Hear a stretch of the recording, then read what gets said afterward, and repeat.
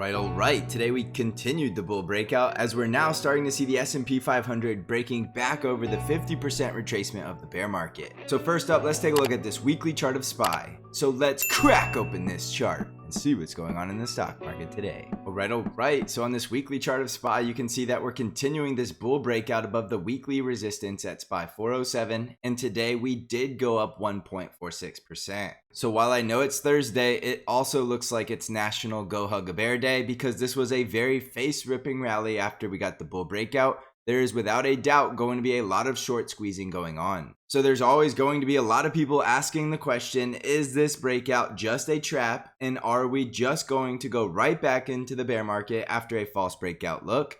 And the only way you are going to know that is by being objective and following price action. Tomorrow, this candle closes on this weekly chart. And as long as this candle closes above, let's call it SPY 408, that is going to look like a bullish weekly chart breakout. And there is really no way you can look at that chart at that point with the bull breakout and say that we're going right back into the bear market like it's nothing. Remember, this has taken many months to build this bull trend. And it's very unlikely just going to roll over and die without some sort of distribution or some sort of rollover process before we continue into a bear market. So you really need to stay objective, and tomorrow we will look at this chart one more time to ensure that we did close above the resistance. But as long as we're holding above this resistance, even in the event we come back to test it as support and we continue higher, this is going to be a bull trend, which means you are expecting to see prices continue to climb higher. So to make it as simple as it can possibly be, you need to be bullish while SPY is above 407. And it's only if SPY breaks below 407 that you can start to say this could have been a bull trap and we could be heading back into the bear market. All right, so moving on to the daily chart of SPY, you can see that we did clear above that 50% retracement of the bear market, which is that level at SPY 414. And this is a very bullish indication that we could be heading back into a bull market. Now, while we're above 414, we're likely going up there to close the gap at 421, and you are staying bullish as long as we hold the breakout, which on the daily chart is going to be this support zone right around 408. So stay bullish above 408, and if we retest the breakout and we hold that level as support, that is going to be very bullish and is more than likely going to validate that SPY is heading to much higher prices, which does include prices that could take us all the way up into the 430s. On the NASDAQ 100 triple Qs, we were up 3.59% today, and we had a very high volume buying day, even though a lot of that was likely short squeezing. And we did gap up and run, and we ran all the way back up to the anchored VWAP from 2022. So without a doubt, there is going to be a lot of resistance right around this zone between 311 and 312, because there are a lot of people that are averaged in around that price, and they may be ready to jump off this wild ride and just simply want to take profits and get out of this market. So I am expecting to see some resistance here, and that's likely why we do have a tail on the top of that candle, because we did see some selling pressure above that level. So what could very likely happen in the short term is that we could come back down to fill this gap or even test our support trend line, which could be some sort of three-legged move to test support before we go any higher. But as long as we're in this bull trend, we are expecting to find support and continue to go higher. So yes, it does look very likely that we could get a pullback in the short term.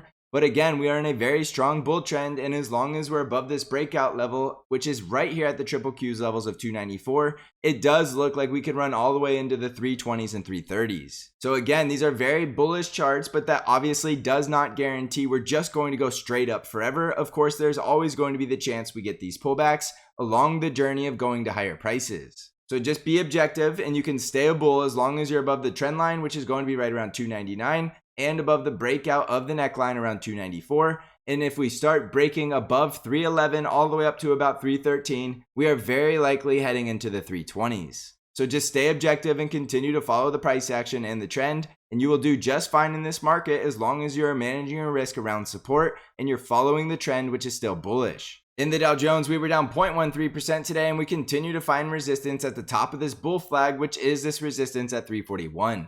If we break out, then we're going to 343 and then 346 and then above that 350. But if we get rejected here, we will be looking to come back down towards the bottom of the flag around 332. If we break out of the flag, we can come back down to critical support at 327. But as you can tell, the Dow Jones is clearly in a period of consolidation, and that is exactly why it's building out a triangle. On the Russell 2000 IWM ETF, we were up 1.97%, and again, we're just going up very simply on a bull trend of higher highs and higher lows, and we did get the next bull breakout above 197. We're going to have resistance between 199 and 201, so we are approaching some profit-taking levels that could be a hindrance until we get into the 220s. So as I told you on the SPY and the triple Qs, it's possible we do a little backfilling and test these breakouts as support, which could bring IWM back down towards 197 to 195 and possibly even into the low 190s, which could test this breakout level around 188. So pullbacks from these levels are possible, but as you can tell, these are very strong bull trends, which means we are still expecting to see buyers of the dip as we continue to climb higher. On the ARKK ETF, we were up 6.52% today on very high volume, which was very likely a lot of shorts getting squeezed out of this ETF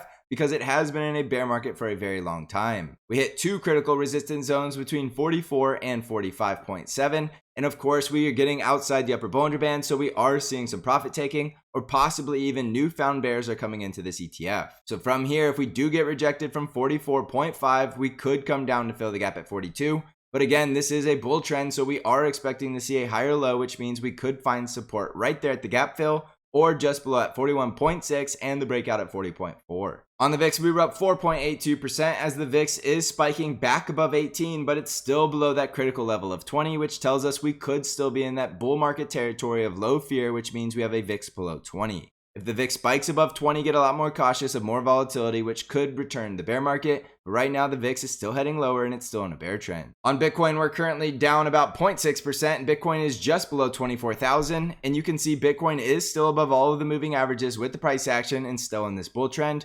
So you can continue to stay on this bull as long as it's above 22,400. If we lose that support, we could come back down towards 21,000. But as long as we're above support, it is possible we are trying to see Bitcoin heading up towards 25,000 with resistance on the way there right around 24,460. On Amazon stock, we were up 7.38% today, and Amazon did report the earnings after the bell, so we could see a lot of volatility tomorrow, and we did close way too far overextended to the upside. So I think there's a very good chance, even if the earnings is good, that we do get a little bit of a sell the news and a pullback. That could bring Amazon back down towards the breakout at 109 or to fill this gap down here right around 106. You could stay bullish as long as we hold the breakout at 102, but it is possible we are coming back down to test that breakout. Now, if we do continue to climb higher, you're looking for the gap fill right around 115. And then if we break out above that, we're coming all the way back up to the bear market resistance trend line, which is going to be in the 120s. But I think there's a very good chance we need to cool down before we go any higher. On Microsoft, we were up 4.69% today as we gapped up and closed at the high of the day, and we're very close to fully closing our gap at our price target at 265, and then above that we have price targets at 267 and 274. Now we did gap up, so we now also have a gap to the downside right around 255.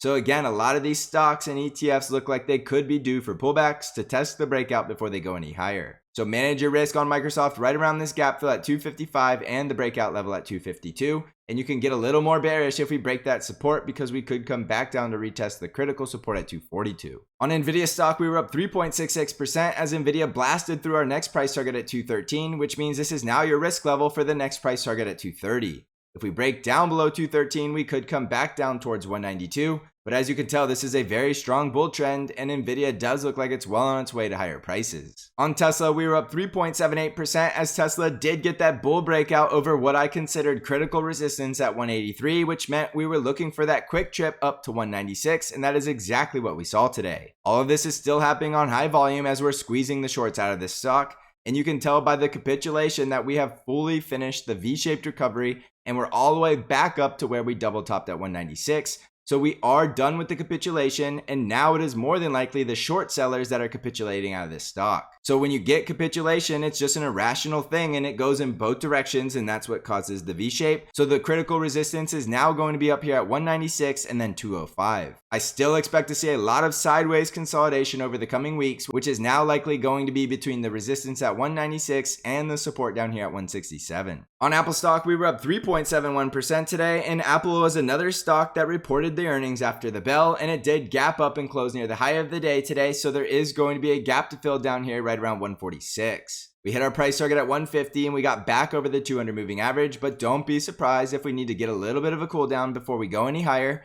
and if we hold that support at the breakout, then we could start marching higher towards 156. So in the short term, it does look like a lot of these stocks are a little too far overextended, so don't be surprised if we start to see a little bit of cooling down. And if we start breaking through support levels, then you'll be looking for the next leg lower down here right around 143 to 141. On the financials, we were up 0.27% today, and we still have bullish price action with the bull trend. The industrials are up 0.78% today, again with the bullish price action and the strong bull trend. The healthcare sector was down 0.68%, getting rejected from 134, which is our critical resistance, which means we could be heading back down towards 131. The energy sector got blasted today, going down 2.28%, lost the support at 88 and came back down to the bottom of the Bollinger Band. And from here, it could be possible we're heading all the way back down towards 82.6. So jumping back over to the S&P 500, we are looking very good in the short term with the bull breakouts across the board, but we are looking a little bit overextended. So don't be surprised if we need a little bit of a pullback and a little bit of a cool down before we can go any higher. As long as we hold the breakout levels as support, we can continue to march higher in this bull trend. And keep in mind, this is a macro level trend because we're getting the breakout on the weekly chart, and that has been in the process ever since October. So this is a long time in the making for a bull trend, so don't expect it to break down easily. Manage your risk around the critical levels and make sure you're trading in the direction of the trend, which means this is still going to be a buy the dip market as long as we have the bull trend, because the trend is your friend and that is going to be the path of least resistance. Also, don't forget I have Bank Trade Alerts, which is an algorithm-driven trade alert service that only trades the ETFs TQQQ and SQQQ and sends you all of your buy and sell alerts directly via email and text message. You can learn more about Bank or learn how to subscribe by clicking on the link in the description of this video. If you want access to all of my intraday updates and analysis, you need to come join us over at the Stocks Channel Trading Discord community. You can find out how to join the Stocks Channel Discord by clicking on the link below. So thank you for watching, everybody. I hope you're crushing this market. And as always, I will see you in the next episode.